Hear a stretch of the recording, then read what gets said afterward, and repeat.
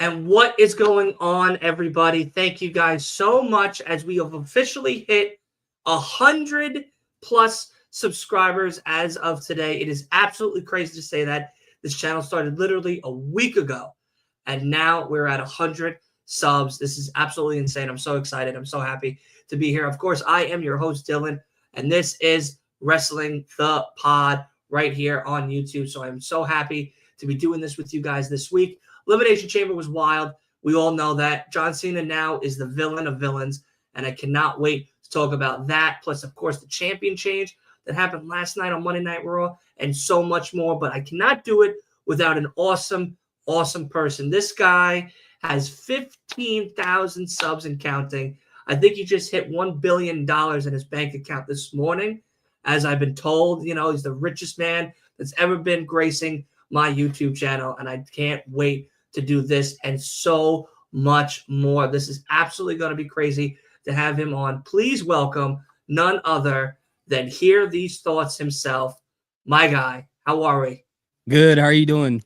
Good. How you been? I'm looking for that billions of dollars that got deposited in the wrong bank account. Listen, man, I'm telling you, that's what I heard. I heard that you hit $1 billion this morning. So I'm very happy for you.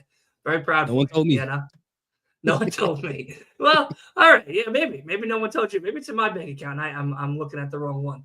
Maybe it's in my savings. And I got to do that Kevin Hart thing. I got that issue with the checking and the savings. I got to take the savings and put it in the checking and everything. But how are you, buddy? Welcome. You are now my second guest of the new show.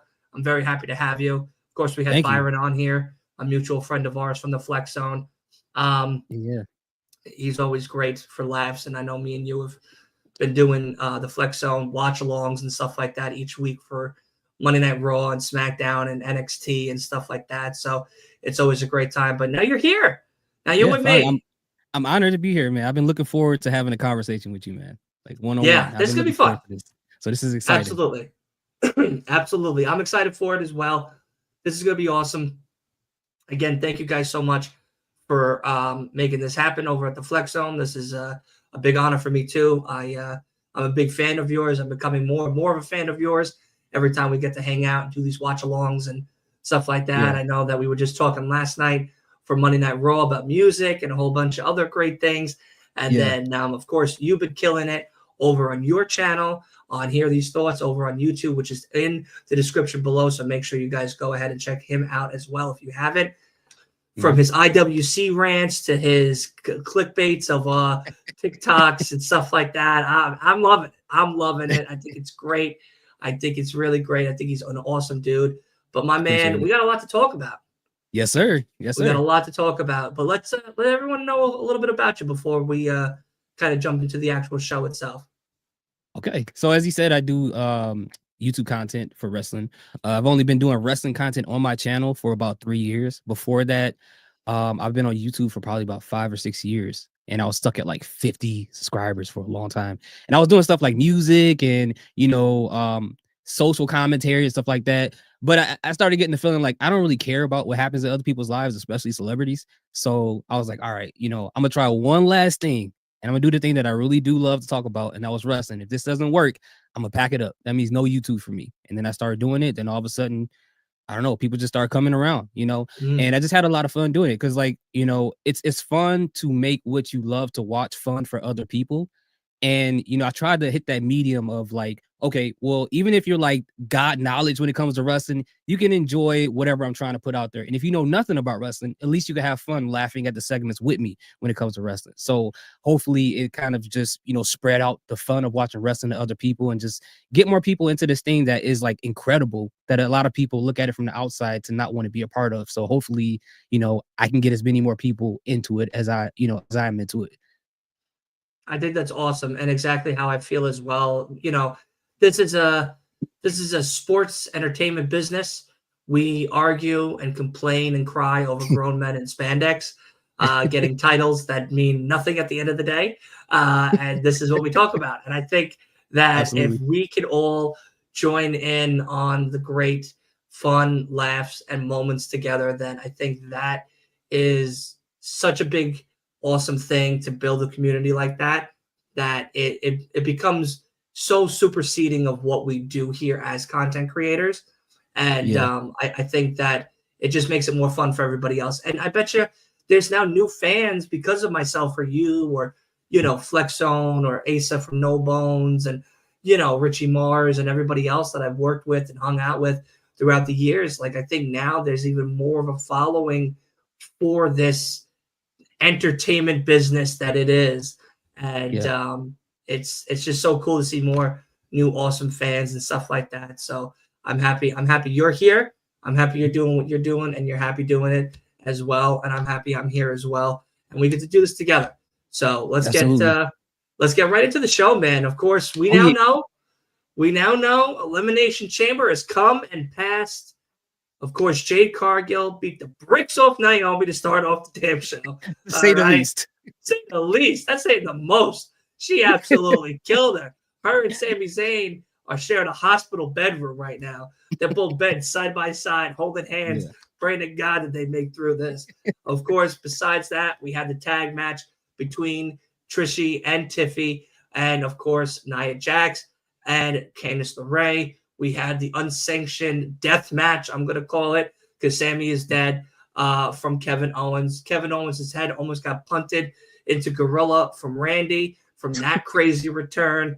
And then, of course, the men's chamber where Mojo Jojo himself, Seth freaking Rollins, came out and stopped CM Punk from winning and becoming the competitor for Cody Rhodes at WrestleMania, which is now the heel John Cena to end the night. There's been so many emotions on the internet. There's been so many comments, so many memes.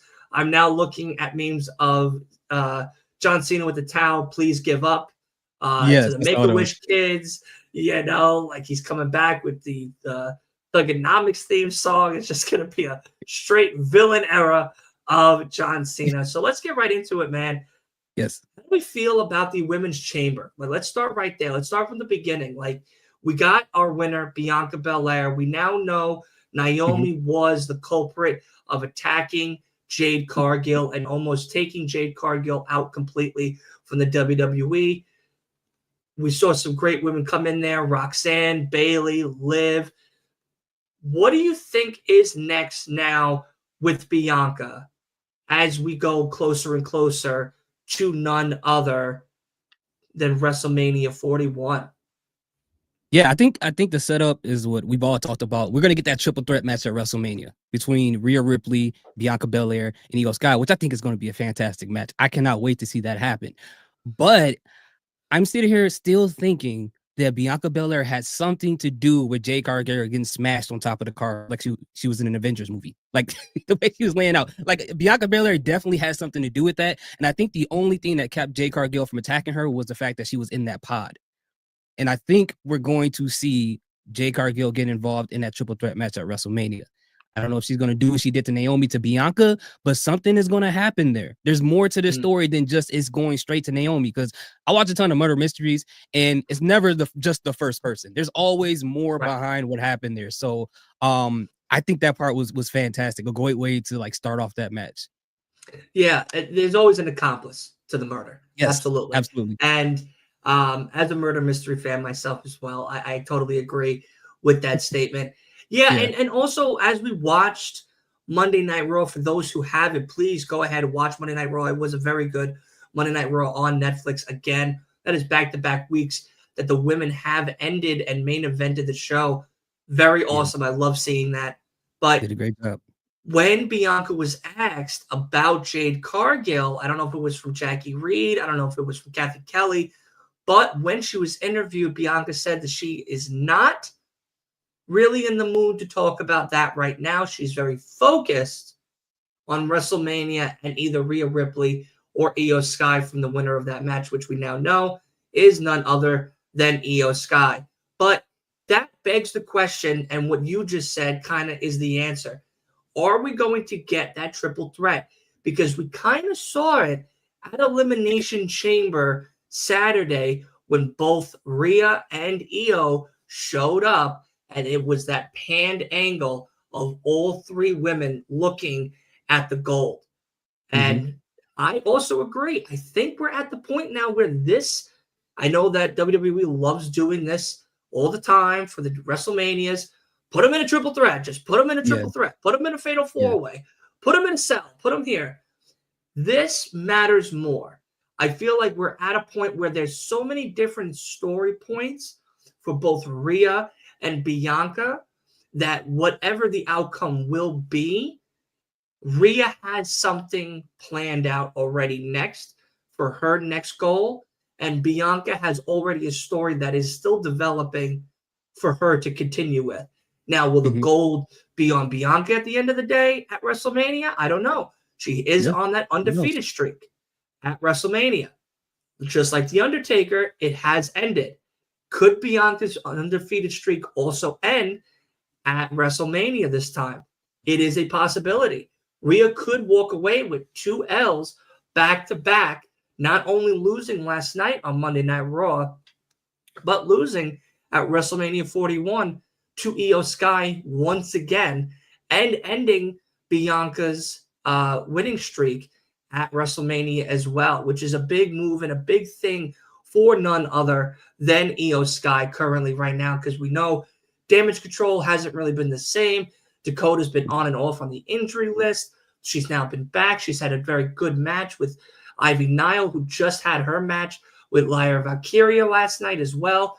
So there's something there that could be definitely maybe in the midst of competition down the road. But Bayley showed out. Liv Morgan showed out. I mean, if everybody hasn't seen it, there are absolutely crazy, crazy bruises and welts and just markings up of Liv Morgan that she posted on Twitter, on Instagram, of the result from Elimination Chamber. And when they say that Elimination Chamber, the chamber is a life-threatening shortening of a career, it is true.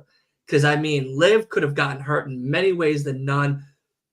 Bayley could have got killed. You know what I mean? Roxanne, with all her crazy moves that she was doing, could have gotten killed. There was a lot of bodies flying everywhere.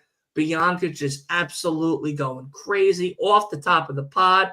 Like, it was just maddening. But in all honesty, starting off the Women's Chamber for Elimination Chamber this past Saturday was perfect.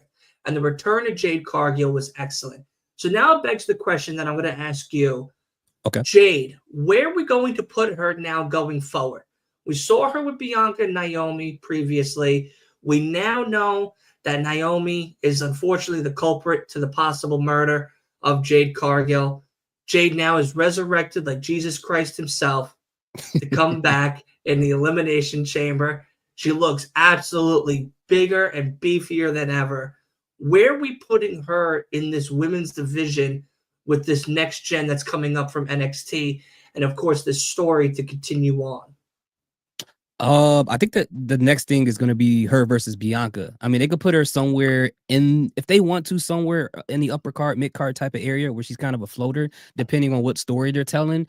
I don't think she's quite ready to get a upper card championship yet. I don't think that's yet. But I think after the story with Bianca, they can start having her trending up in the right direction to eventually get to that point. But right now, I don't think she's ready just yet. But either way, I think she's going to be fantastic. Yeah. You know, and I'm going to get to Leo's comment in a second about streaks in a minute with Bianca. But Jade, when she first came in, wasn't, in my eyes at least, wasn't fully developed for WWE in-ring ability. I think we all could kind of agree that she was not always hitting the marks correctly, maybe a little unsafe at times, maybe just not always hitting her punches the way it was supposed to be done. Maybe this is that time where she could go down to NXT and maybe develop more in the women's division with Jada Parker and Kalani and all of them, and maybe make an impression there, so much so while they kind of figure out this whole Bianca situation with Rhea and Io. And maybe after Mania or Mania again, we could get a Jade and Bianca type of feud that somehow puts Naomi in the mix of it all. Yeah. No, I agree. Because remember when she first came to WWE, for people who watched her in AEW when she was the TBS champion, we all agreed that she was a little green. She wasn't, you know, she didn't look that polished for WWE. And even when she came over, she didn't really show that much growth. So like you said, she probably can get, you know, some time down in NXT to get some development. And I think that's the first place that most people thought she was going to go, so she can Yeah. become champion down there. So then she can elevate that women's division down there. So if they want to split all three of these women up and have them have no encounter until they have another thing to add to their story, they can put all three women on three different brands. You can have Bianca on Raw, Naomi on SmackDown, and Jade on NXT if they want to do it that way. But I don't know for sure what they can do. But I think either way, I think it'll work out. Yeah, no, it's possible. It's possible. And I just want to go quickly to Leo's comment over here. He says, I say Okay. Bianca loses her streak at WrestleMania 42 because all streaks end in New Orleans. Think about it. At Mania 30, it was Undertaker. At 34, it was Asuka. Now at 42, it could be Bianca, because now we know that at WrestleMania 42, we are going back to New Orleans for, of course, WrestleMania. Maybe. I don't know. You know, that could be. That's a very good idea. It's a very good point, Leo. Thank you for that. Yeah. I do appreciate that. But I don't know. You know, is New Orleans? I get it. You know, they got a lot of Creole. They got a lot of wildness going down there. They got the beads. They got the whole me Byron trying to get Leo a date for his life and everything. Like, you know, there's a lot going on in New Orleans. But isn't it really the place that we want to have Bianca lose at none other than WrestleMania 42? Or do you think Vegas is that spot where maybe ending the streak here is the better spot and better story point for her to kind of get her back into gear, and maybe a possible villain, since Montez, her husband, and Angelo Dawkins is right now running SmackDown in a villain arc themselves right now in the tag team division? No, absolutely. I mean, having it at New Orleans, I get what Leo's saying. Historically, that's actually some great facts. I mean, we saw what the Chiefs did in New Orleans. We saw what happened with that streak. So that's another streak that ended in New Orleans. Salute to Jug. Go subscribe to the channel. But yeah, I think happening at New Orleans next year will be a little bit too late. I mean, this whole storyline with the who did it to Jade Cargill has already been stretched out like Stretch Armstrong to this point. So I think it has to happen here. And you know, again, with Jade Cargill being the person, if it is, to cost her this match and have her lose the streak and this title, that'll be two reasons to turn Bianca Belair heel at this moment, and we'll see it at that moment. And if they waited to New Orleans, I get it, but it'll be too long. I think it'll be too long. But I get what Leo's saying. I do too, and I agree with you. I think it is too long. We saw it with the Bloodline story, with the whole Cody Rhodes scenario. Like, he should have won it at 39. There was no reason to keep dragging it out. We're only in the third inning. Bullshit. We weren't in the third inning. We were on like the bottom of the eighth. Like, we had one more shot here. 39 was it. I'm trying to get a grand slam out of here and go home. You know what I mean? I'm not trying to spend my whole entire life and life savings down here trying to watch Cody finish a goddamn story. Like, let's just move on and get going with it. And eventually when 40 came, yeah, cool, great. It's that 4-0. It's that big moment. Cody was the WWE 2K24 cover star. You know, all those type of things plays into factor, of course, in the business aspect, in selling video games and selling the merch, selling the t-shirts, selling the tickets. But for someone like Bianca, she's been so talented already as is. Her also being a cover athlete, superstar on the WWE games with none other than Rhea Ripley as well. Right now, let's just end it here. Let's end the streak. The streak has been great. It's going to go down as a legendary streak for the women's division and for women in wrestling history.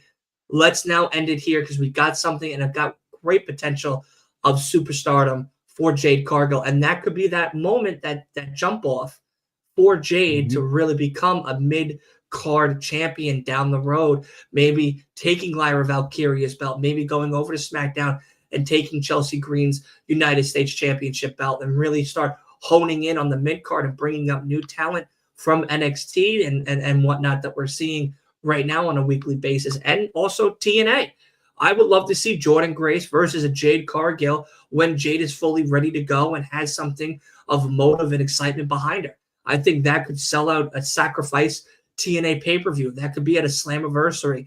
That could be at a Roadblock that's coming next Tuesday over on NXT.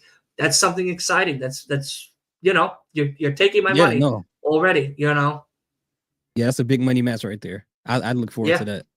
Yeah, it's great potential, and I think right now this would be that nice jump off for Jade to do if she could be the reason that the streak ends at WrestleMania. And again, we keep hearing these rumors in the rumor mill that this, pay-per-view is going to be something that's going to shake the industry. It's going to be something that really makes us question life and all these crazy adjectives and verbs that are gonna, electrify us for nations to Yeah. come. We'll see. You know what I mean? Like they say Okay. all that shit Yeah. now, and they come WrestleMania 41. It's like we watch Shane McMahon blow squats, and then like Snoop Dogg throws an elbow drop, and that was night one. You know what I mean? Like, Yeah. what are we gonna get? The Great Khali back again? Like, you know what I mean? Yeah. Like, what's really shaking the industry at this point? I mean, honestly, Yeah, with the McMahons, the blown quads is a rite of passage. I mean, that's what they hey, like doing over listen, that's a legendary status right there. there. Shane Exactly. has officially become loved by millions and by the doctors for sure. But let's move on, man. We got a lot to talk about, of course, with Elimination Chamber. Of course, the Okay. tag match that we all know. I feel like it was a good point. I know we're probably not going to take too long on this, but I think, when you stack matches the way that the card is stacked, you need that. It's not mediocre. I don't want to say that, but it's a very average sized, average rated match that I would say that Tiffany and Trish gave us. Canada, hometown hero. We had already Kevin and Sammy. Trish Stratus, legendary women's division champion, just a legend in the women's division as a whole. Bring her in there. This is perfect timing. Great look for Tiffany Stratton taking down again Nia Jax and Candice LeRae, the speed champion, I believe she still is. If anybody's watching that on Wednesdays for 20 minutes, I'm not even sure. I haven't watched one episode. So that's shows how much of a fan I am. But all in all, this was the match that you kind of took a little break. This is the kind of match that go get your nachos, go throw out the garbage, walk the dog, kind of keep it on in the background noise, finish the homework, what have you. All four women did great. Nia still is looking safer and safer. I have to point out from her run right now, and I think that is a lot of that's telling. It's telling that she's learned the mistakes, she's learned from her faults, and each and every time, as much as we all joke about her, make fun of her outfits and whatnot, the fact that she's still becoming safer and safer in the ring for these women in the women's division, I think is a great step forward, and I'm very happy to see her. I love making fun of her, like all of us do, but I also like seeing that she's very, very safe. I did give this match probably a 3 out of 5 in all honesty. Average, good, That's about right. decent match, perfect way to go. But then we go into the death match. We go into Kevin Owens. We go into Sami Zayn, brother v brother. Kevin Steen versus El Generico. Like just one-on-one. This is ROH at its finest. This is going to be blood, sweat, and tears and fears coming across your screen. I like the lighting, and I think that's something that we really should talk about, is the fact that the lighting of the match really brought the ambiance and the stipulation of the unsanctioned portion of it really into light, saying this is something that we really shouldn't be showing you, but we're going to show you anyway because it's Elimination Chamber. It's in Canada. So, like, let's kind of get right into it. How do you feel about Kevin Owens now taking down his best friend of many, many years? And are we going to be seeing, as everybody is saying, Randy finally punt the shit out of Kevin at WrestleMania 41? Oh yeah. First and foremost, WWE knows when it comes to Kevin Owens and Sami Zayn, that's their ace in the hole. If all else fails, they're always going to deliver. They've been doing it since, like you said, Ring of Honor, and they've been the main reason I started watching independent wrestling because of the ladder war match against the Briscoes. So they've been putting on shows all the time, no matter what. Every time they face each other, it's a banger after banger after banger, and to the point of the lighting. I did notice that, and it's almost like they're like, okay, don't want you to focus on the crowd. We need you to focus on exactly what's happening in the ring, and it did help with that. So overall, I agree with it. I think that Randy Orton is going to beat Kevin Owens, and if they bring back the punt kick just to kind of get him back for bringing back another move that was banned, the package pile driver, that'll be very, very poetic in that situation, to see the crazy, a glimpse of the 2009 Randy Orton kind of show up at this match. That'll be, because you see what Kevin Owens has been doing. He don't care. So at this point, we got to see a glimpse of bald Randy Orton for a few seconds, and then he can go back to being normal. I think that would be entertaining. Absolutely. Listen, when Randy set himself up to punt Kevin Owens' head into Pat McAfee's commentary table, yes, I was at the edge of my bed. I said, this man has had his heart broken and stomped on, just like when Triple H came through his front door to scare the shit out of him and his wife many moons ago. Many moons ago. And I tell you now, damn, the fact that they took the whole Canada army to pull back him and say, no, save this for WrestleMania, not on our land. The Canada army. Yeah, the whole Canada army. They even got the horses to take them back. You saw they were like that. The horses were like that. And they were listen. I think it's great. Tease it, get it ready. Let's get it hype. Let's keep going. Kevin Owens needs to be punished for his mistakes. Let's kick his fucking head in come WrestleMania 41. This is what we want. This is what we need. I'm excited to see where it's going to go. But me and Byron were having a conversation about this last week, and I want to hear your thoughts about this concept that I brought to his attention. Now that Kevin Owens has won, Sammy now, who has been in the eyes of Karrion Kross that has been cleared finally to wrestle again, could we see Karrion building a family to face none other than the Wyatt Six? Now, the Wyatt Six haven't really been on television. Bo's been injured. A lot of other things have been happening. There hasn't really been a spot for them. There's been a lot of other stories going on that's been kind of overshadowing them. All in all, now that Bo's cleared, Karrion's cleared, Karrion seems to be wanting to fiend on the idea of, hey, if I could get my AOP back together in my way, maybe I can take down the scariest demons of them all, that being the Wyatt Six. Now, we've seen Karrion on SmackDown. We've seen him on Raw. We just saw him last night talking to AJ Styles. He's spoken to Sammy a few times. He's been doing promos where Sami Zayn has come out, and he stopped to watch Sami Zayn come out in a very creeper type of fashion. Maybe is this something where we could get a family v family down the road at a possible Halloween-themed War Games? Or am I got to put down the Twisted Tea and start drinking a little bit more water? What are you thinking? You know what? I think that would be an interesting idea because the Y6 needs something to do. When Bo comes back in general, they don't really have anything compelling to do with them, just as a faction alone, but also with them interacting with anyone. They just eliminated the other faction they had anything to do with, and that's with AOP and, the Final Testament. So that whole thing is broken apart.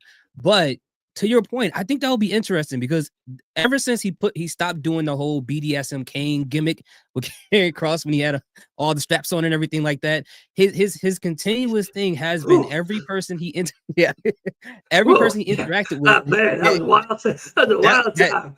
You had when what was his name? I can't remember the dude's name because you just made me think of him now. It's not Mark Henry. Shit. The big black guy that used to do that crazy dance and then hump the opponent on the ground. Viscera? Viscera. Yeah. So when Viscera would do that shit, you turn off the television. I had to turn off the television as a grown adult watching Karrion Kross. I understood at that moment. Yeah, I understood at that moment. My mom might be right. Maybe this is too grown up for me. You know what I mean? Yeah. Have you ever seen a dodgeball movie? What's up? Have you ever seen a dodgeball movie? Yes. I love that. Remember when they got the wrong uniforms? Yeah. It was Karrion Kross and his family. That's a family photo right there of Karrion Kross and his family. Right there. Yeah. But to your point, with Karrion Kross, he every time he passes somebody, what happens? They turn heel. So if that story is what they're playing with Sami Zayn, either Sammy can go heel, or they can do the concept what you're saying, him building a new family to go after the Wyatt Six. So I think your idea is the most interesting they can do. You know, it'll benefit Karrion and the Wyatt Six at the same time, because ever since their debut, it's kind of been somewhat of a failure and nothing interesting happening. So I hope you're right about that. I really am. Yeah, I think it'd be cool. You need something. Triple Need H, like I'm something. saying, he's like, oh, industry shaking. Crazy moments. This could be something exciting. Like Yeah, every it's War right there. Games is always the same. Every War Mhm. Games is always the same. It's the same 5v5, 4v4. It's the same superstars that we've been buying the merchandise since January 1st of the new year of. Like, let's get some new people in to the War Games to make War Games I actually agree. maybe worthy of watching more than normal. Like Yeah. The Fiend and have Bo Dallas and the Wyatt Six versus none other than, Karrion and his new family. Instead of maybe, like little cages or whatnot, maybe they're in like pods that are located across the thing, and every time a new one opens, it's a different character of the Wyatt Six family. So instead of getting, Nikki ASH, they'll get Redbeard instead by, Mhm. as the choice. And it's Redbeard that comes out and then pops up in the middle of the ring, or, just something Yeah. of like, ooh, okay, like this could be something just visually exciting.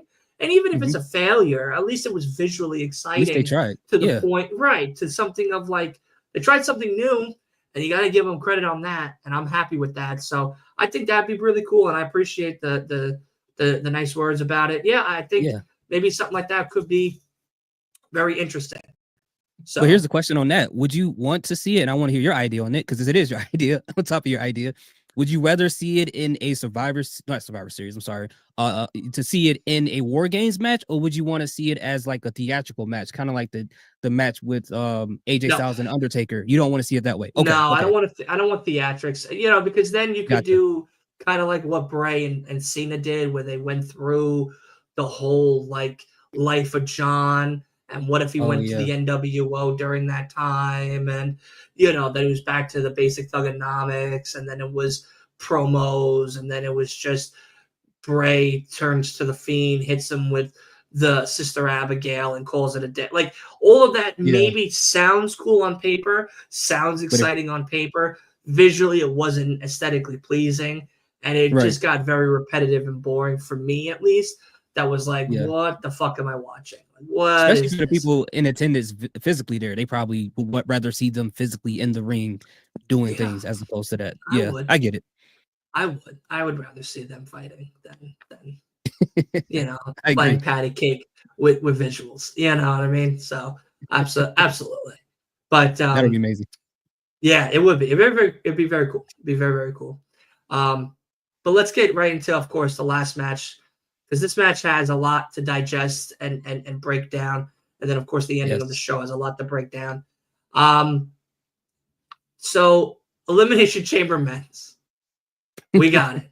Seth Yeah. freaking Rollins, Big Baby Drew McIntyre, the bisexual Undertaker, bald headed John Cena, and Mojo Jojo himself. Yeah. All in a squared ring, pods and all. Everybody's getting eliminated. The final three: Seth, Johnny, and of course Pepsi Phil himself. Yeah. All the final three. Mojo Jojo doesn't like what he sees because he's been eliminated. Stomps CM Punk's head into that fucking chamber to give Cena the win, and Cena's Yeah. going to WrestleMania. Monday night comes, we see a pissed off 2010 CM Punk come out, throw shit like a big baby, start calling out everybody, called Dwayne and John Cena both frauds, said that Seth Rollins ought to get out of here, get his ass beat like he deserves.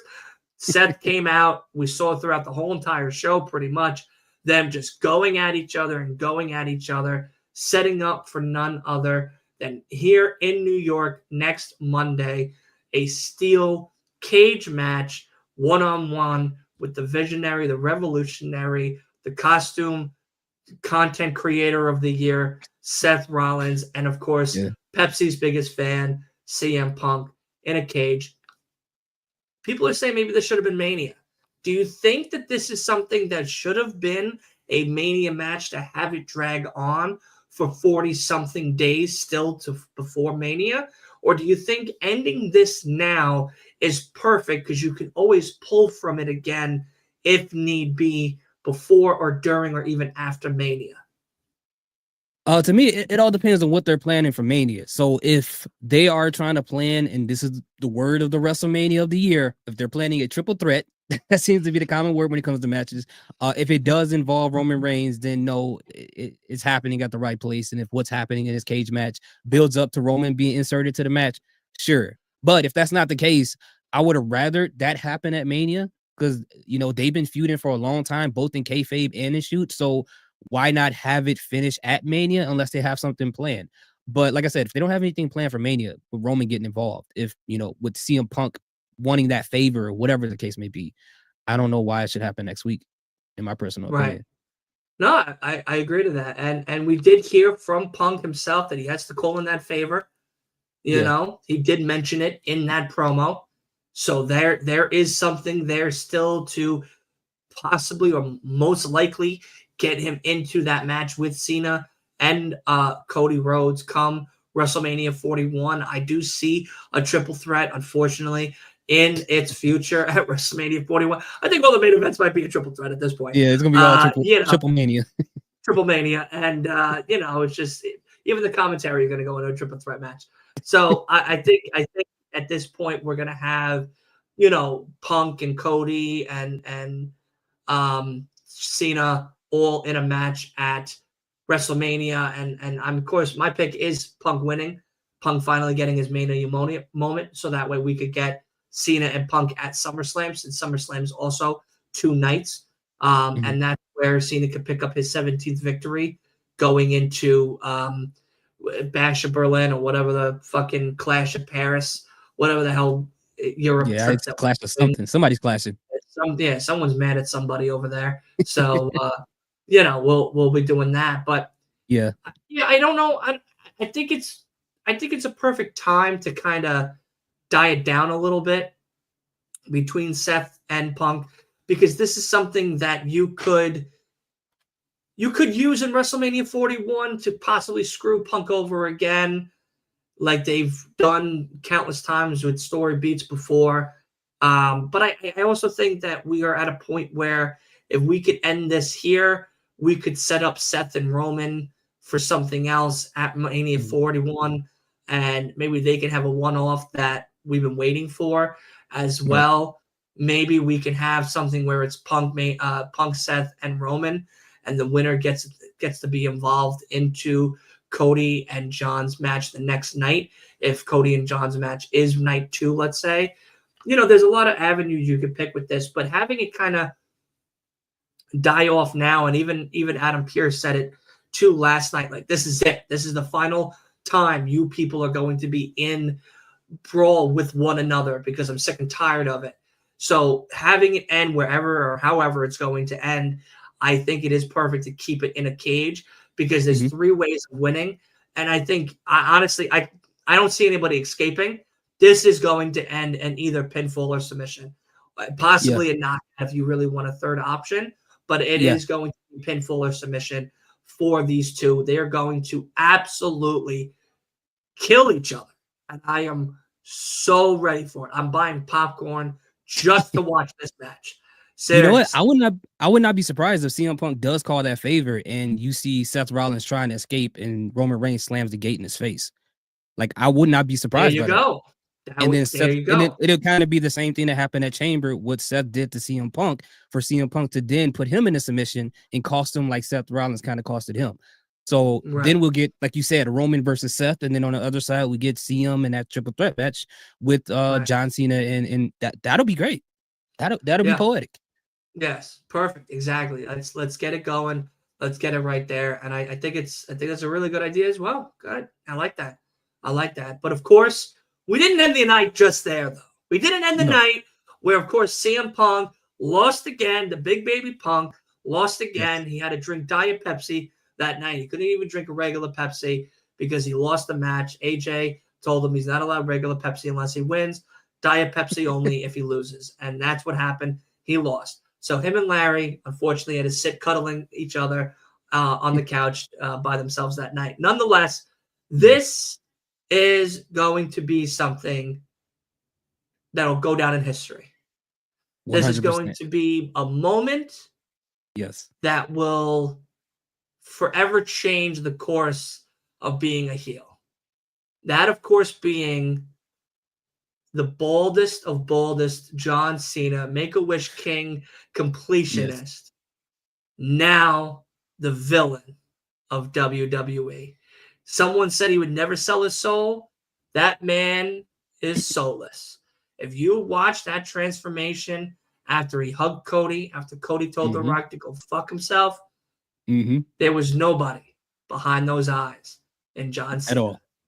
And I tell you now, this is going to be one of the moments in history we'll never forget. Travis Scott was there. Cool. Smacked the dog shit out of Cody. He tried to smack the blonde dye out of his head. You see how hard he smacked him? He smacked him so hard, half of his head now is back to when he was in New Japan with black hair. He is absolutely – he's XXX Tentacion right now. You telling me he got the old Seth Rollins hair? Yeah, he got – dude, he needed implants. He needed a hair transplant after that smack. That smack was heard around the world. That was my alarm for Monday morning when I woke up. I needed an alarm. That was my alarm. That bam, I woke up. I was like, damn. That was. They said he got legit got hurt from that. Yeah, apparently. Supposedly Travis busted his eardrum. Yeah, he said he got a black eye too. I don't know how true that is. I mean, it did look like it's possible. I'm not saying really it's not possible. I mean, he smacked the dog shit out of him. That Travis Scott smacked Cody Rhodes like he owed Travis Scott money. The only thing he didn't do was lick his hand. Bad. Like all he had to do was spit on him after that. And that was it. Like, I mean, he did him dirty. Yeah, he grabbed him. Like, there's so many angles. If you watch that, there's angles where, like, there's nobody talking. And then he's just like, bam. And he just smacked the dog shit out of him. Yeah, dude. I don't know what was louder, the whip from Bianca's hair to Liv Morgan or the smack heard around the world from fucking Travis Scott. Like, I thought when Nipsey Hussle smacked the door of that one security guard many moons ago when he was still with us was the loudest smack of the whole entire world. Travis might have him beat by one echo moment. Seriously, he smacked the dog shit out of him. But as we joke about that, and we're going to joke about it forever, Cena's heel. Yes. Some are saying it's too late. Some are saying that this farewell tour shouldn't end with Cena throwing kids in wheelchairs downstairs and being a true villain that he is and burning down the Make-A-Wish community. There should be no reason. He's just gonna yeet him right off of the damn steps. Like there should be none of that happening. But many of us, many of us who have watched it said, thank you. We are now going to be in a villain arc of a lifetime. Yes. For me, I'm 100% backing John Cena. I think this is a great move. Absolutely. I can't wait to possibly get his old theme song back and have him be the Thugonomics character all over again, but a badass heel. Yes. What are your thoughts? I love it. I was excited about it. This changed the whole tide of the road to WrestleMania because I believe that 90% of the IWC was like, this road isn't that interesting. Even myself, I was like, it doesn't. I wasn't throwing it. I wasn't trying to say it was trash or anything, but it didn't feel as exciting as it did last year. And this single segment changed the whole trajectory of what people felt about WrestleMania.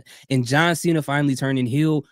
I had an idea it could happen because we kind of talked about it on a live stream, but I was like, there's no way that they'll pull the trigger right now. He makes too much money as a babyface. He has Make-A-Wish tied to it. He got all these different things tied to him being a babyface. So them pulling him being a heel will be a crazy business move. And they actually did it. And I was shocked by it. I didn't think they were going that direction.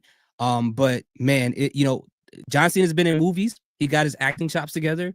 So He's gonna pull this off incredibly. And I can't wait to see what happens next. Yeah, like he said, and just like the guys from the Three Bell podcast, and thank you guys so much for coming Oh, on what's up, Three and Bell? hanging out with I didn't us. see him in there. Yeah, I just peeked over and I just saw them commenting. Thank you guys so much for popping by. Wow.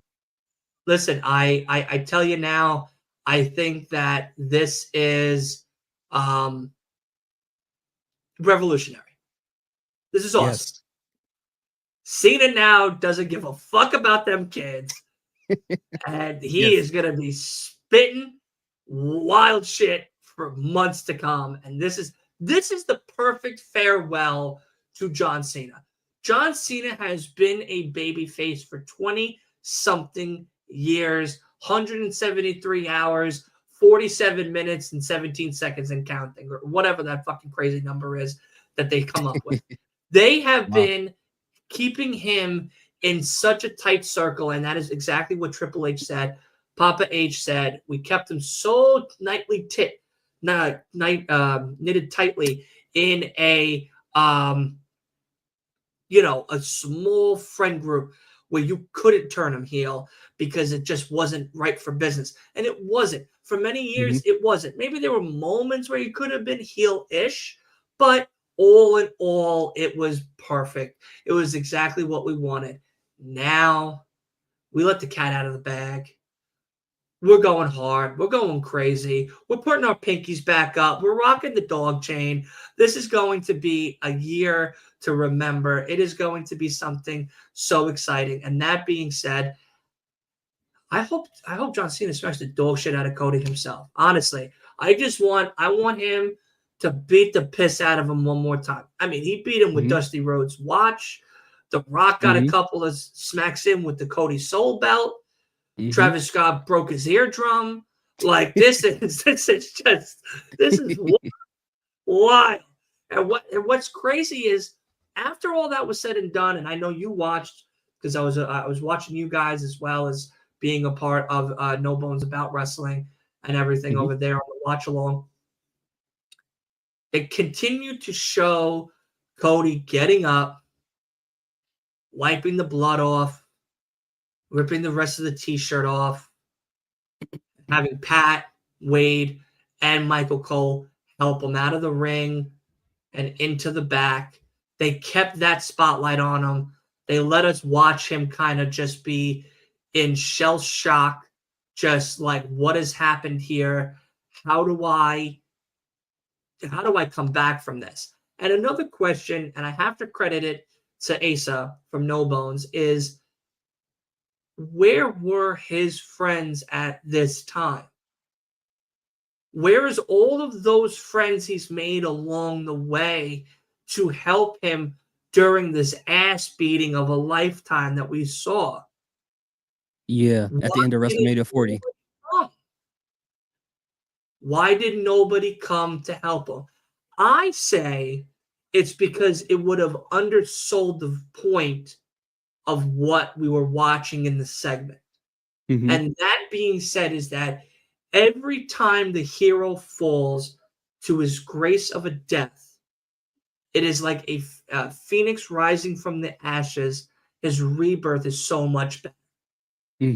Him falling to Roman when nobody was there, to him rising on top when the village finally came together, was that phoenix moment.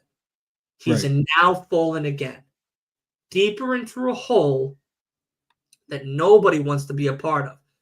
The Rock is the boss of TKO.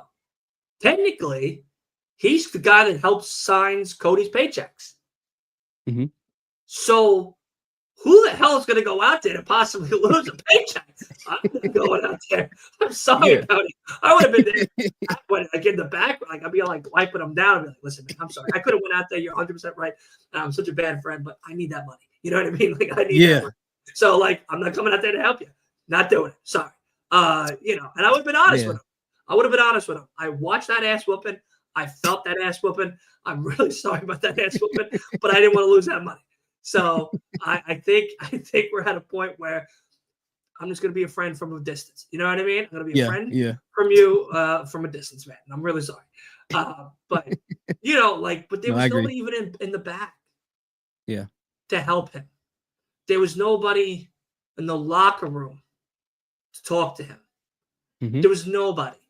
And I think that statement of a segment needed to be shown all the way through Absolutely. with nobody around, because it proves the point that if Cody's really the hero, if Cody really is the American nightmare for the people, the people's champ, then no matter what is thrown at him, he can overcome. Yeah, I agree. What are your thoughts? I absolutely agree. They had to do it that way. They can't.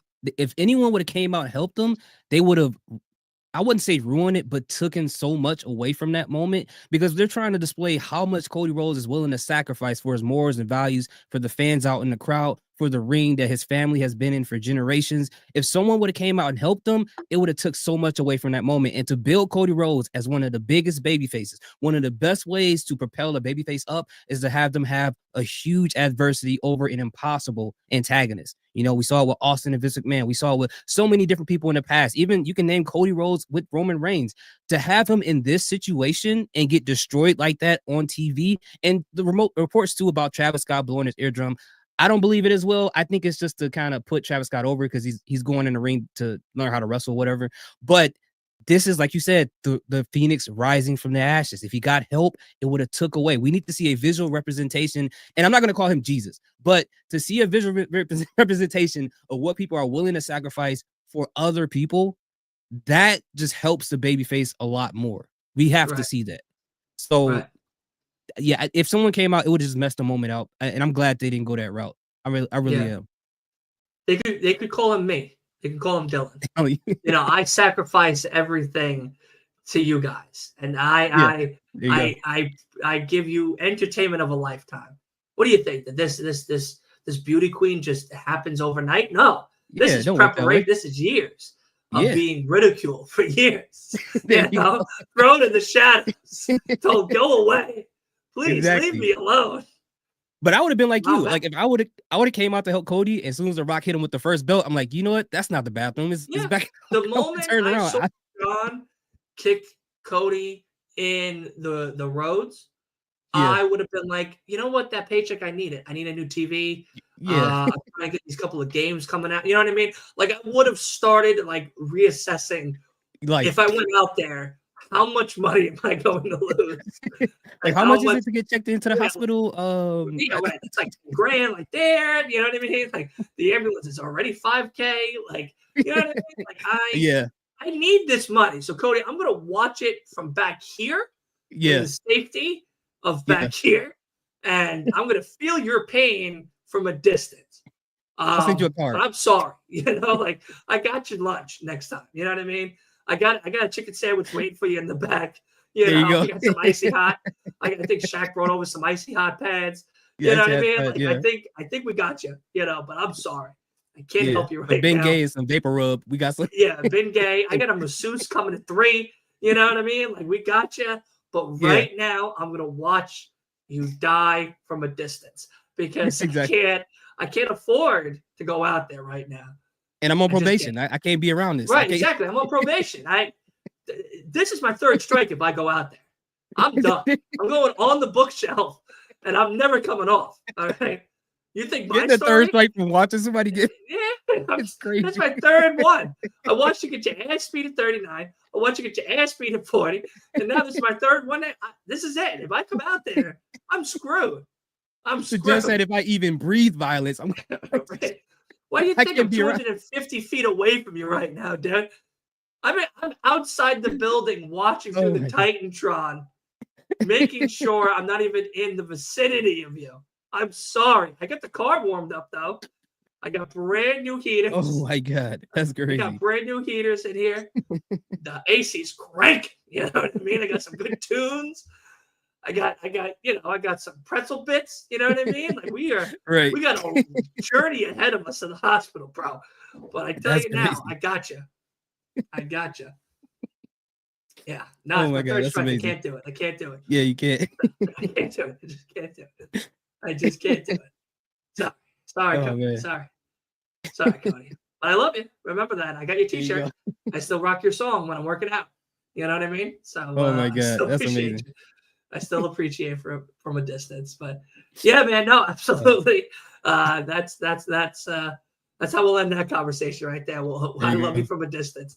Um, you know, but yeah, again though, exactly. I think those moments matter more when it goes back to story building compared to character development, and that's Yes. something that if we didn't hit those marks, if we didn't hit that segment of, hey, nobody's coming out for you, you are going to perish in front of us, in Yeah. front of 30 something thousand people, and I'm sorry, but you're going to perish in front of us. You're going to get a broken eardrum. Travis Scott's going to smack the dog shit out of you. Like it's going to be a bad situation from you. Yeah. But at least we got your back when you decide to come back. There you go. Whenever you can come back, because I know you're out right now. I know you're still hurt. If you can hear So, this, right. If you can hear it from your left side of your ear, Van Gogh. just know, my dog, I got you, from a Oh distance, man. That's amazing. Yeah. But my last question to you, and we're going to wrap up the show here. I appreciate Okay. your time, and I value it very much. So I don't want to keep you too long, but champions. We just saw a Yes. champion change this past Monday Night Raw. An Yes. absolutely unsurmountable upset for many. People are upset that Rhea lost. Now that means we're going to get Io and Bianca. I know we've talked about Io and Bianca already throughout the show a little bit. But my question to you is, and the question to everybody here as well that is still listening, still hanging out with us, of course, thank you guys so much. Mm-hmm. Champion change before WrestleMania, does it make the WrestleMania moment more exciting? Or does it pave a different direction that might ruin that Mania moment? Oh, I mean, it really depends on the story. Like given the fact that EO won, I think it was excuse me, great for that moment, but I feel like it would have been better to happen at Mania, to be honest. Mm, But like again, it's the same situation with the whole thing with Seth Rollins and CM Punk. It's like, what are they planning in the middle? So if EO winning the championship on Raw fits whatever they're planning between now and Mania, then I guess okay. But personally, I would rather see a title change at WrestleMania because it's right around the corner. It's like right there. You can build something really quick to get there. And EO really could have won it in the triple threat match there at Mania, and that would have been a bigger moment, and we still would have got the same result. But now, it just, if she's going to retain it, that even emphasized more why she should have just won it there. But if she's going to lose it, it'll be kind of messed up because it'll be a short title reign. So it brings a little bit more confusion, to be honest with you. I hope they just didn't do it just to do it, to throw people off. Hopefully they really do have a plan to make this make sense, but I guess we got to wait and see. yeah. No, absolutely. And I think that's a perfect point, a perfect way to end for today's show. I think that sometimes, these moments maybe do matter more on the grander stages of them all, Yeah. whether it's a WrestleMania, Survivor Series, SummerSlam, what have you. But I do also say, and to add to that statement that you said, this also helps set up a bigger Mania moment for possibly all three women in 40 something days. I think, like Right. we've spoken about before, we're going to be seeing most likely a triple threat between Io, Bianca, and Rhea. We talked about Jade and Bianca possibly having some type of, incident at Mania as well, costing Bianca not only the title but her streak. Rhea, that loss could give her something to pivot off of into something in a total direction. She mentioned in her promo, or really her shoot, I guess you could say, in the interview with Jackie Reed after Raw was over, that she doesn't blame anybody else but herself. It's because of herself, and there is no real friends. There are no friends in this business, and she has to realize that. Is that she's taking accountability. I think that's going to be into her new character as we continue to grow Rhea Ripley to WrestleMania and beyond. So I think that there's a lot here, but it's very exciting to see what's going to come from all three of these women. And of course, champions changing before the grandest stage of them all sometimes could be either really great execution or a poor delivery. And I hope it's the latter for this as well. But my guy, thank you so much for coming on today. I'm so happy we got to do this. We definitely got to do this again. I'm going to let you have the floor. Tell the good people who you are again, what you do, where they can find you. Of course, all of your links to everything, your YouTube channel are down below. But the floor is yours, my guy. Tell them. Okay. Can you hear me? Okay. I don't know if you guys get me, but I am here. These thoughts, as you can see on the bottom right or left of your screen. I do wrestling reactions and I just talk wrestling. I just have a ton of fun. Nothing too serious, nothing too crazy. So you can follow me on Instagram, TikTok, and YouTube. Go to Hear These Thoughts and you'll see a cartoon version of my face popping up, and that'll be my account. So if you guys want to hit the subscribe or like or follow button there, I'll greatly appreciate it. But before you do that, make sure you guys like and subscribe to Wrestling the Pod first. Let's get this man to 500 subscribers by WrestleMania. Let's get it. I love that. I love that. Yeah, I just took myself off so that way you have the whole stage. Oh, that's why we could all hear you. We could all hear you. I promise. I know. I do that. So that way everybody can. It's your time. I want you to have the spotlight, my guy. Richest man, richest podcaster I know. $1 billion. I'm looking at $1 billion boy right here. The richest podcaster that I don't know. That's crazy. Exactly. Listen again. The distance. And the 3 strikes. You know what I mean? The distance and the 3 strikes. We gotta make sure we keep our distance and the 3 strikes don't happen. But thank you so much. I do appreciate you. I appreciate your time. And we definitely gotta do this again. I know I'll be seeing you tonight, most likely, for none other than NXT and stuff like that. Of course, we're gonna talk a little bit after the show ends and whatnot. I'm gonna take you off the screen, kind of just do my little ending, and then we're gonna get on out of here. But thank you guys so much, and thank you, of course, Thoughts. I appreciate your time. No problem. All right. Again, thank you guys so much for coming on today. This was an absolutely amazing episode. I appreciate, of course, Thoughts' time so much. Wolf, you missed a great episode, buddy. I hope you do a rewatch on this one. If not, go ahead, play it on your Spotify, because we are also available for everybody over on Spotify. So make sure you check us out. And of course, catch up on all first 3 episodes of this podcast that we've already done. We got 3 more coming this week. We got an AEW predictions. We got some AEW conversations tomorrow. It's going to be so much fun. I'm so happy to have you guys here with us. And thank you guys so much for being a part of the channel with me and this brand new journey here. Let's get out of here. We got NXT in a couple hours. I'm going to see you guys then. And of course, be well. And I'll see you on the next one.